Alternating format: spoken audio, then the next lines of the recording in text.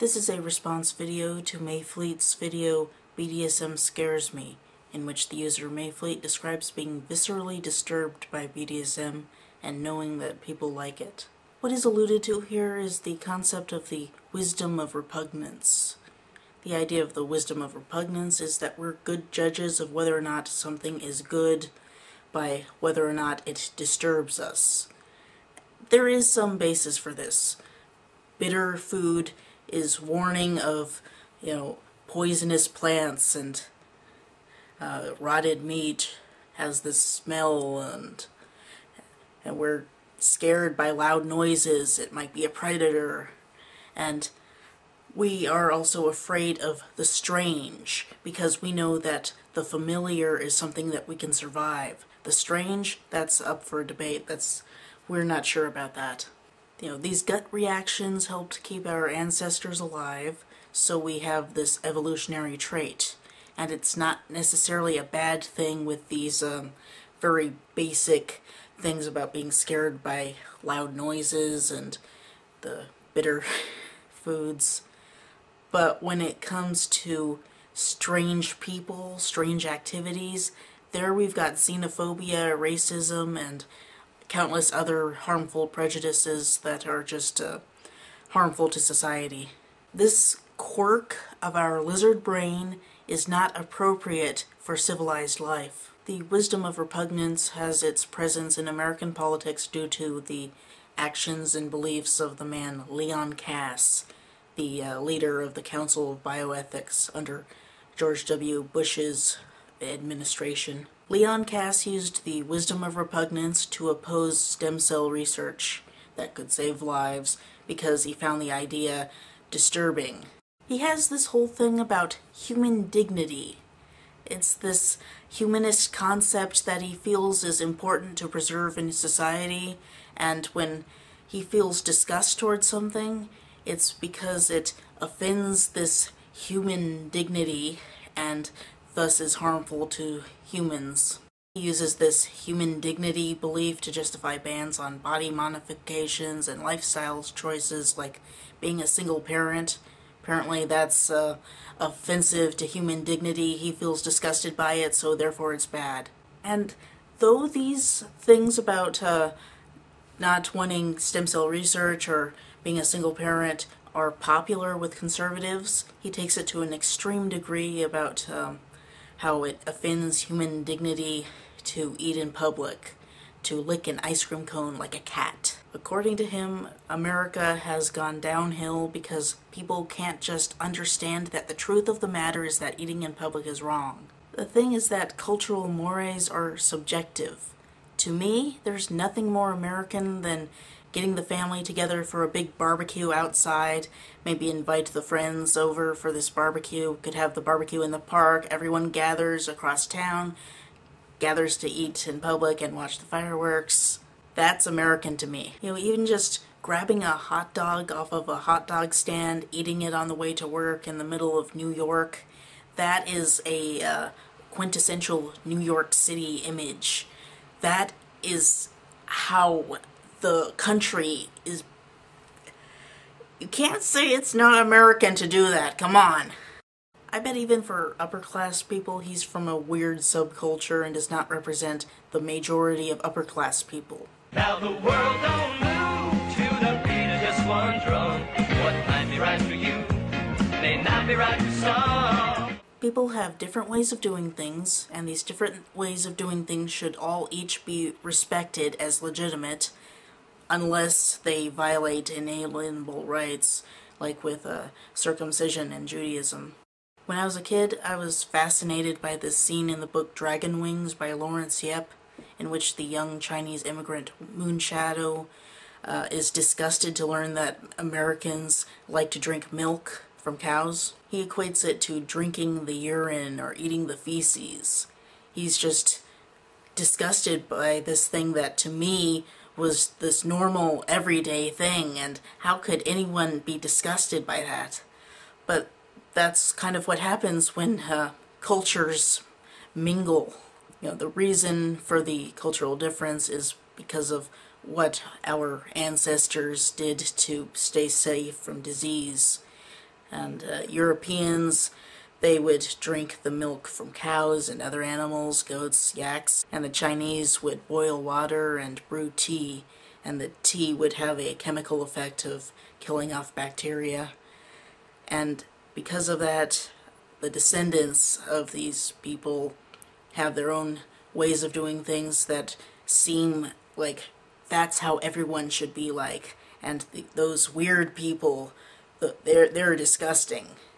But, as a kid, someone who liked milk, I could see that Moonshadow was being completely silly. And as a result, that kind of challenged my preconceived notions about how there's one way of doing things. And I think I'm, more open-minded as a result. So I think it's good to challenge those kinds of beliefs and have that challenge occur young so that people can be open-minded when they grow up and live. There's no such thing as something that is innately gross. If you have an open mind, then maybe you can learn to appreciate it, or at least respect that other people can appreciate it and just say, it's not my thing, but if it's your thing, that's fine. Leon Kass and Moonshadow are very similar because they each believe in this wisdom of repugnance that really is not wise at all. Unlike Moonshadow, his ideas have political weight, and that makes people like him dangerous. His version of humanism takes the Abrahamic religious concepts of virtue and sin and extends them well beyond reasonable governance. So while it's natural to have these kinds of gut reactions to things, I don't think that it should be viewed as something legitimate. The wisdom of repugnance is not so wise at all, and that should be viewed as something that we must purge from our brains, our mindsets. The lizard brain must be controlled. I can understand being disturbed by BDSM. Just because I'm technically into it doesn't mean I'm into all of it. Some of it does bother me, the age play stuff with the people playing like kids being molested by their fathers or whatever. That does kind of bother me. And the animal play costumes kind of bother me in an uncanny valley kind of way. I don't like the aesthetics. Unless there's some kind of coercion going on, though, there's nothing really wrong with it. There are only flaws in my own perception. There's an internet slang phrase, "Your kink is not my kink," which came in response to the "your kink is not okay" meme, but I like that version. The "your kink is not my kink" is good because it acknowledges the differences between people and still legitimizes everyone and their tastes. It doesn't disrespect them. It acknowledges that the first user does not like the thing that's going on, whatever picture has been posted or whatever, but it doesn't delegitimize the person. It's only emphasizing the difference in tastes. Sometimes people tack on, and that's okay. Your kink is not my kink, and that's okay. This kind of thing should be the standard in human interaction, not judging based on difference. It's okay to not like things.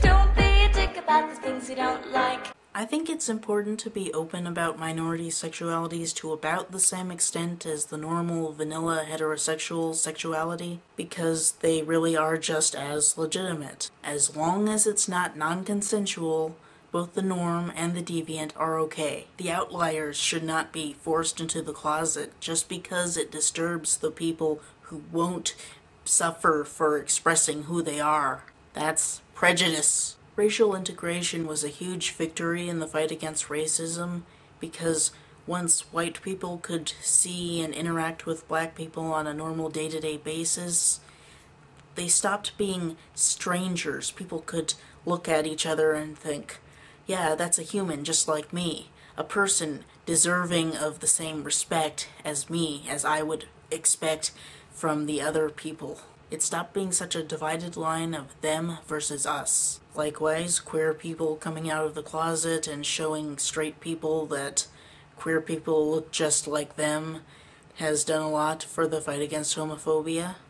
Psychologists have found that when humans work together, the tribal lines break down and people just accept each other as friends. Can't we all just get along? I think visibility is important. People in the mainstream need to recognize that people who are not like them exist, and that it's okay that they exist. It's not enough for people into BDSM to just say they are and that sadomasochists deserve respect and expect people to buy it. They have to make some effort to show that. I can say I'm a masochist, but unless I actually show that masochism, I'm not actually giving masochists presents. It's usually fine for people to say they find someone hot, so I figure I can say when I find someone hot, and as long as it doesn't extend beyond that, I don't think it's TMI any more than the mainstream people. As that news article demonstrates, it's dangerous for people into BDSM to actually talk about it, but that just shows how important it is that they do talk about it. I'm going to talk about it as politely and openly as I can for as long as I feel safe doing so. This is how people are, and we need to be seen as legitimate.